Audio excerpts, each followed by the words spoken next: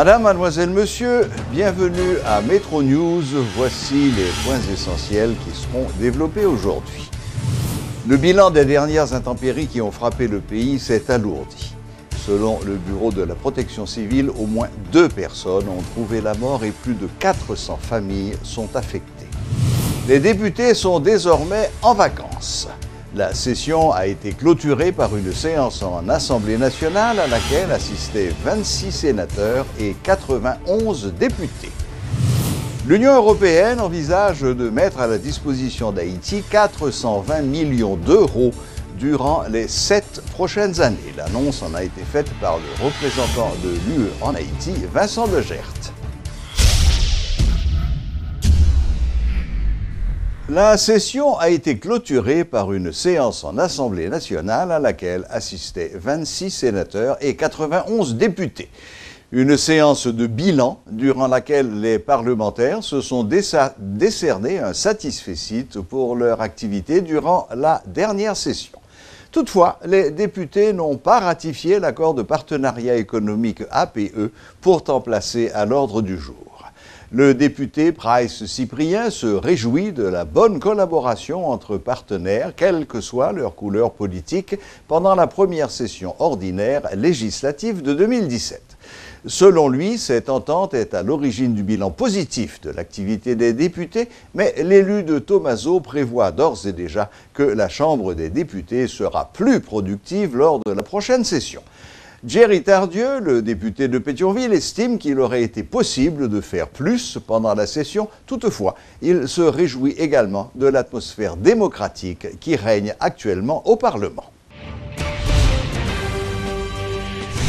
3 mois ne suffisent pas pour évaluer les réalisations du président Jovenel Moïse. C'est ce qu'a fait savoir le coordonnateur national de la société civile haïtienne. Marie-Joseph Noël, qui salue les efforts du chef de l'État durant ces 100 jours, dit garder espoir que d'autres choses s'accompliront au cours des prochains mois. Suivez ses explications. Nous avons proposé que, tant qu'on fait un bilan, côté chaque ministère après aller à la va-vite, pour faire des activités, liste activités, nous dit mais ça vous fait, nous avons dit que vous prenez les promesses de campagne du président Jovenel et que les promesses de campagne, ça, chaque ministère en ce qui le concerne, vous préparé la portion du plan stratégique des 5 ans de Jovenel Moïse. Donc là, ça, vous avez un plan stratégique qui dit pays, qui dit le monde entier, voici ce que sera l'action gouvernementale. Mais comme depuis des temps immémoriaux, depuis les mesures de l'homme, etc., tout le monde qu'on a fait recommandation, l'expertise nationale par jamais acceptée. Donc, nous avons fait proposition, nous avons pour nous ça va passer. Même pense que c'est déjà assez bien que cette fois-ci, nous avons une feuille de route à ministère. Et comme, étonnamment, nous parlons d'un système présidentiel, nous avons un système parlementaire. Donc, nous trouvons c'est très bien que dans les déplacements du président Jovenel, que l'accompagné du Parlement, et il y a une méthodologie changée. Au lieu que chaque ministère travaille séparément, moins que tel gouvernement, comme chef d'équipe, prend l'équipe là, l'a déposé. Je pense qu'il y a plusieurs modes de procéder pour nous réaliser un bagage dans la société, dans les sociétés humaines. Nous n'avons pas regardé ça, moi-même comme scientifique, je n'ai pas analysé pour nous ça la parle. Même penser que, premièrement, si au point de vue objectif, il y a un canal qui a 71 ans, par exemple, que qu'on y a, nous avons conservé de l'eau, ou bien paysans veulent retourner à la terre pour travailler et pour nous créer des valeurs. Baisser de là, ce n'est pas dans la circulation des marchandises, ça fait par le travail opiniâtre au jour le jour. Et je pense que dans le cas de Jovenel, il y a un espoir qui tisse là, maintenant. Une enveloppe de 420 millions d'euros au total sera mise à la disposition d'Haïti durant les 7 prochaines années, révèle l'ambassadeur de l'Union européenne. Vincent Legert a évoqué les activités organisées en Haïti à l'occasion de la Fête de l'Europe. Le diplomate a expliqué qu'une partie de ces fonds est destinée à accompagner la réforme des institutions haïtiennes, notamment la mise en place du Conseil électoral permanent. Nous, on a une enveloppe de 420 millions d'euros sur les 7 années à venir, donc on la programme, on l'organise, on la gère avec les autorités haïtiennes. Mais ensuite, il y a des aides spéciales, exceptionnelles. Quand il y a Mathieu qui arrive, comme je l'ai dit tout à l'heure, on a débloqué effectivement immédiatement 35 millions d'euros. Donc vous avez dit 400 millions 420 millions d'euros. D'euros sur 7 ans. Sur 7 ans, oui. Tout à fait. Combien il en reste actuellement? Ah bah, il nous reste, cette année, on va en programmer 200 millions normalement, puisqu'on va faire un appui budgétaire pour l'État haïtien comme on a fait dans le passé. On va travailler sur la problématique urbaine, comme j'ai dit tout à l'heure, au cas à Jérémy, mais aussi sur la zone métropolitaine de Port-au-Prince. Et puis on va travailler sur la politique des transports, puisqu'il faut aussi construire des routes, et bien les construire, et bien les entretenir, et bien les préserver. Nouvelle manifestation de lycéens dans la capitale pour réclamer notamment la présence de professeurs dans les salles de classe. Les écoliers protestataires invitent les responsables du ministère de l'Éducation nationale à prendre ses responsabilités en honorant ses engagements vis-à-vis des enseignants afin que ces derniers puissent reprendre les cours. Tenue ce mardi d'une rencontre entre le ministre de l'Intérieur et les délégués départementaux. Une première, selon le ministre Max Rodolphe Saint-Albin, qui a expliqué que d'autres réunions du même type sont prévues avec les vice-délégués, maires, ASEC et CASEC, dans le but, encore une fois, de favoriser la décentralisation et la déconcentration. Là, nous avec délégués au matin, et justement, côté, nous venons chita ensemble, pour nous garder comment la situation est. Qui ça, comment il y a travail, et certainement, qui ça, progressivement, tenant compte de réalité économique difficile là, eh bien, progressivement, pour nous commencer à améliorer la situation. Parce que je dis, m'a rappelé pour nous tous qui là, rôle fondamental qu'un délégué départemental a joué dans le pays. C'est lui-même qui a un rôle central de coordonnateur action gouvernementale là dans le département côté lié. C'est lui-même qui yeux, oreilles exécutifs là.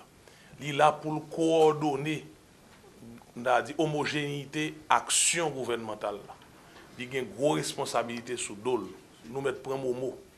Nous parlerons que par une série de formations, série de rencontres, de formations même pour certainement délégués, pour mieux appréhender, saisir responsabilités, toute ampleur travail, et certainement tout, le grand public, pour comprendre le rôle et l'importance d'un délégué départemental.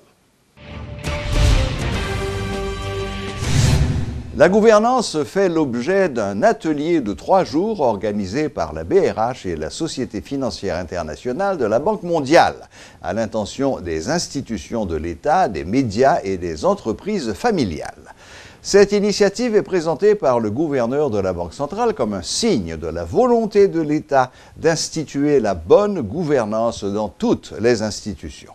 Les entreprises étant essentielles pour stimuler la croissance économique, elles doivent pouvoir se développer. Celles qui sont bien dirigées seront plus aptes à attirer de nouveaux investisseurs, a souligné Sylvain Kakou, le représentant de la Banque mondiale à cet atelier.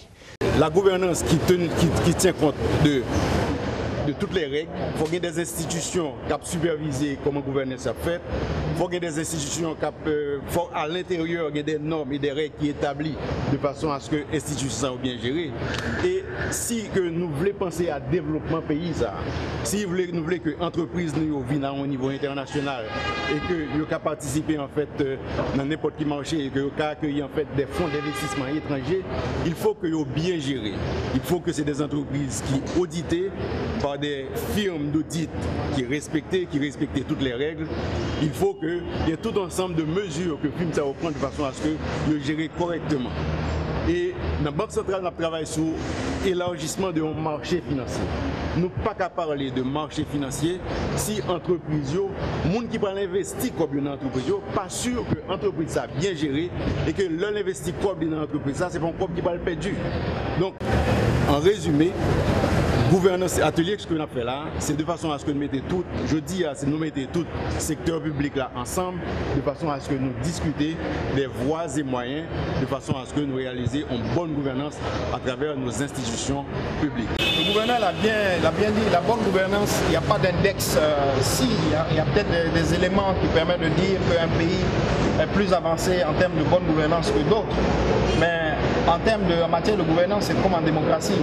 Même les pays très avancés n'ont pas forcément, sur certains sujets qui touchent les populations, toutes les réponses en matière de bonne gouvernance. Donc, Haïti n'est pas forcément en retard compte tenu de certaines pratiques de bonne gouvernance, mais il est bon d'en parler, de sensibiliser surtout la presse, sensibiliser les acteurs, surtout dans un pays où les ressources publiques et la dette publique de l'État ne permet pas qu'il y ait suffisamment de marge pour que ces ressources-là ne soient pas utilisées de manière efficace pour livrer des services aux populations qui, dans les investissements, dans le système éducatif, dans les infrastructures, dans les autres. Donc, comme le disait le gouverneur d'entrée, c'est important que ces ressources de l'État qui ne sont pas forcément extensibles puissent être bien gérées pour que les représentants de l'administration, les pouvoirs publics, les décideurs, les entreprises privées puissent tous focaliser vers ce qui est important pour Haïti, la bonne marche vers le développement.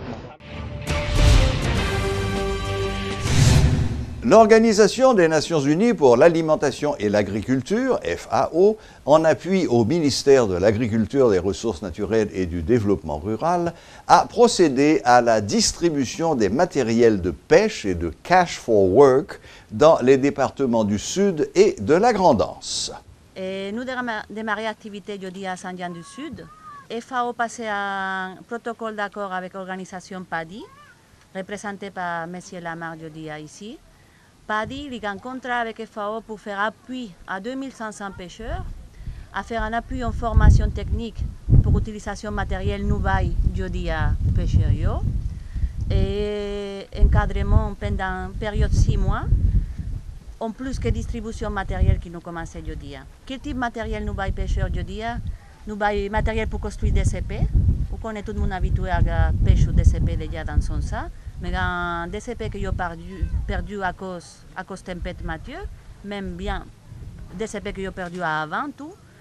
Donc nous allons dire un matériel pour construire des CP. Ces pêcheurs, eux-mêmes, qui ont construire des CP pour conduire et qui ont installer des CP dans la mer pour conduire avec l'appui PADI. Et ces pêcheurs qui peuvent utiliser moteur qui nous baillent dire ensemble, tout ensemble, c'est matériel ça c'est pour associations liées, c'est pas pour individus liés. Nous besoin d'utiliser en commun. C'est avec l'appui PADI que travail démarré jeudi, mais c'est un travail pendant 6 mois. PADI a fourni un appui pour améliorer la technique pêche. Le ministère de l'Environnement a lancé ce vendredi à la ravine L'Eau et Ménard au Canapé Vert les travaux de curage des bassins de rétention de sédiments et d'eau pluviale du Morne-l'Hôpital. Le ministre de l'Environnement, Pierre-Simon Georges, a expliqué que cette initiative visait à réduire la vulnérabilité de certaines zones causées par la situation précaire des ravines. Suivez ce reportage de Julie Archil et de Gaston Delpech. À travers cette initiative, le ministère de l'Environnement souhaite réduire les risques liés aux intempéries dans certains quartiers du pays après chaque pluie diluvienne. La vulnérabilité de l'environnement en Haïti inquiète. Certains bassins de la zone métropolitaine n'ont pas été curés depuis près d'1 an et demi. Et du coup, à chaque pluie, ils débordent. Ce qui a amené le ministère de l'Environnement à lancer ce projet afin d'éviter que la population soit confrontée à des catastrophes continuellement. Là, nous avons nous compte ça, une question de vie et de bien. N'importe qui graine la pluie là, est-ce qu'on prend ces nouvelles qui pas très correctes que nous-mêmes comme journalistes nous allons annoncer aux populations qui vivent dans la zone. Donc, dans ce sens, nous estimons que c'est urgent et même extrêmement urgent pour l'État venir là et faire travail curage, faire monter mur pour protéger Kaimounio qui a n'importe quel moment capable de bouler. D'autre part, des citoyens de Canapé Vert ont salué cette initiative du gouvernement Moïse Lafontan car l'état du bassin L'Eau et Ménard était inquiétant. La zone là, c'est un problème là-dedans. Nous avons un gros problème côté de la pluie a tombé, toute caillotte est venue aller. Depuis ces gens qui habitent bord avenue, depuis l'eau a tombé, toute cabane, bagarre tout pour nous vider. Le gouvernement tout passé a fait un bel tirage pour nous, une belle mie. C'est à cause des mises qui deviennent sauver, d'essayer de cailles en dedans. L'autre travail qui est pour faire, la faute travaux ministre travaux publics là, il est présent. Pour qui ça? Et drain mettez là, drain trop petit, qui fait sédiment pas passer. Le lancement de ces travaux intervient peu après que le Sénat ait adopté une résolution pour réclamer que l'état d'urgence environnementale soit décrété dans le département du Sud par le Parlement haïtien. Le ministre de l'Environnement réagit à cette nouvelle. Particulièrement dans le secteur environnemental, là, demandé effectivement état d'urgence. C'est pendant 10 prochaines années, le pays a dû faire le sacrifice pour mettre 7 à 7,5% dans le budget national là, pour nous capables plus ou moins, ouais, qui côté nous dans le relèvement gros défi ça qui est devant nous, qui c'est le défi environnemental là. Notons que ce curage des bassins va s'étendre dans d'autres zones du pays, d'autant plus que la saison cyclonique approche. Depuis Canapé Vert, Julie Archil et Bernard Gusma pour Télémétropole. Le Clairin national a reçu pour sa première participation 2 distinctions lors d'un concours international de dégustation. Le distilleur Didi Moscoso, propriétaire de la marque Rombaric, est fier de ce que cet alcool soit désormais reconnu internationalement au même titre que n'importe quel autre alcool. Reportage Jérémy Tillon et Guy Trichoisy. Fils de distillateur, Michael Moscoso a su dès son plus jeune âge qu'il reprendrait un jour la distillerie familiale. Ce passionné de rhum a donc misé sur cet alcool très prisé par la classe populaire. Après une formation en distillerie chez son oncle à Léogane, Didi, comme on nous surnomme, a décidé de reprendre l'affaire familiale qui était à l'arrêt depuis 4 ans. Conscient que le marché international peut être une porte de sortie pour cet alcool qu'il valorisera en dehors de son propre pays, Didi commence à faire parler de son produit hors de nos frontières. Aussitôt dit, aussitôt fait, le Clairin Rhum Barrique a participé pour la première fois à l'un des plus gros rassemblements de professionnels du rhum, le Rhum Festival Paris. Verdict, le Clairin Rhum Barrique est reparti avec 2 médailles d'argent devant des grands noms.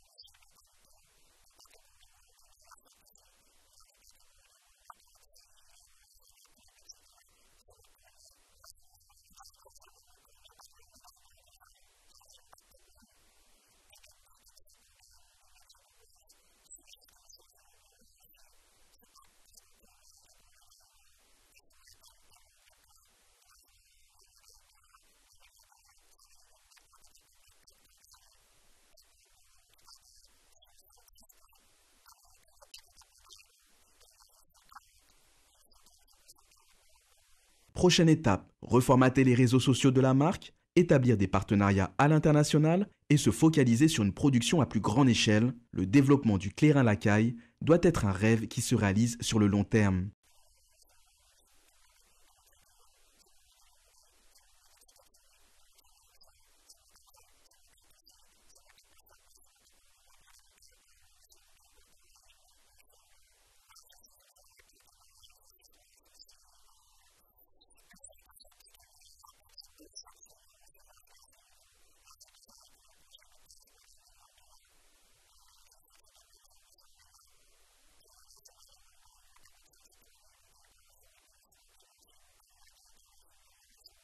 Félicitations à cet entrepreneur qui a tenu le pari de sortir de l'anonymat notre Clairin national.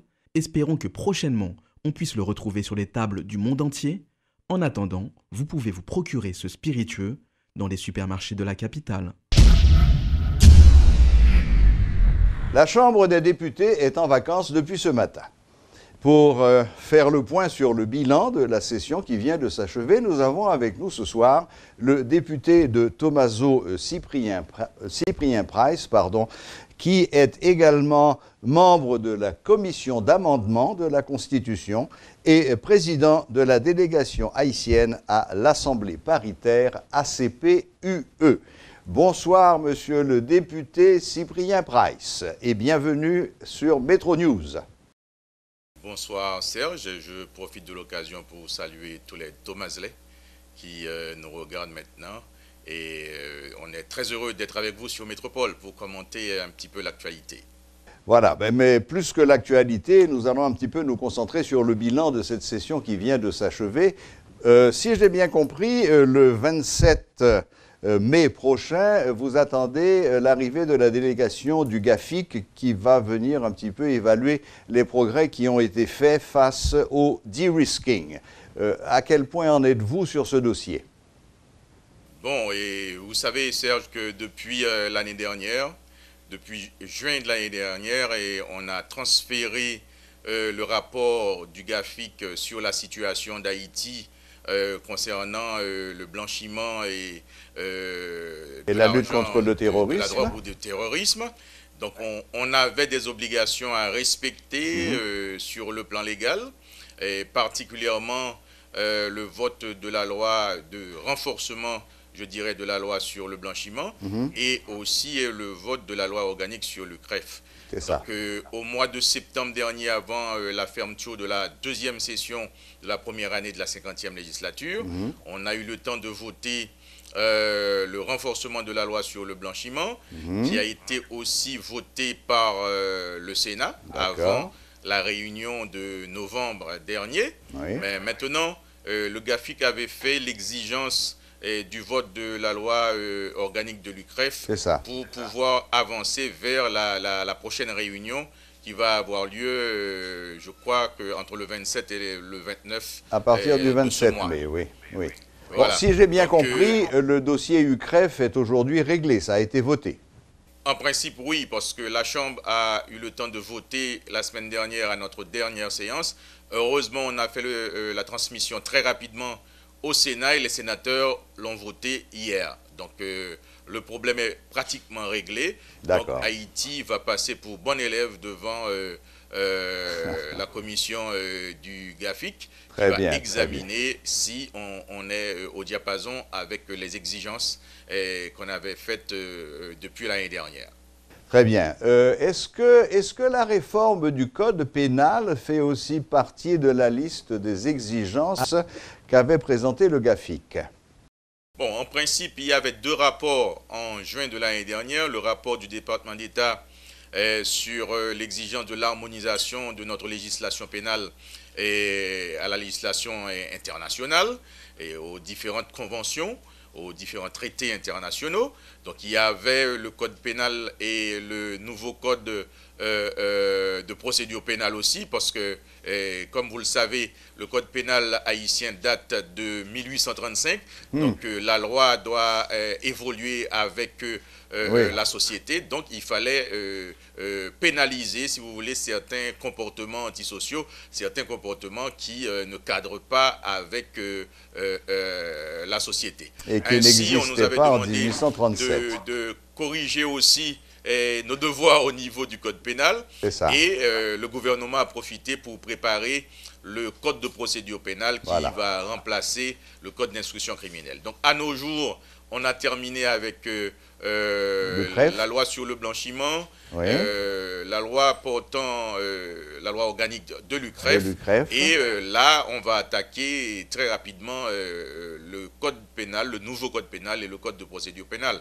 Donc au niveau du GAFIC, je pense qu'à cette date, on va être considéré comme bon élève parce qu'on a voté les deux lois qui faisaient exigence, qui nous éviteraient la situation de de-risking comme ça a été le cas pour Belize et encore autres pays. Donc, en résumé, la menace de de-risking est en train de s'éloigner de nous. En principe, la menace s'est dissipée. La menace est même dissipée, dites-vous. Oui. C'est une bonne chose. Maintenant, j'ai vu également que, bien que cette loi fût au programme de la dernière session, l'accord APE n'a pas été voté par la Chambre des députés. Vous pouvez nous en dire un petit mot? L'APE, c'est l'accord de partenariat économique au sein du CARIFORUM et de l'UE. C'est bien ça?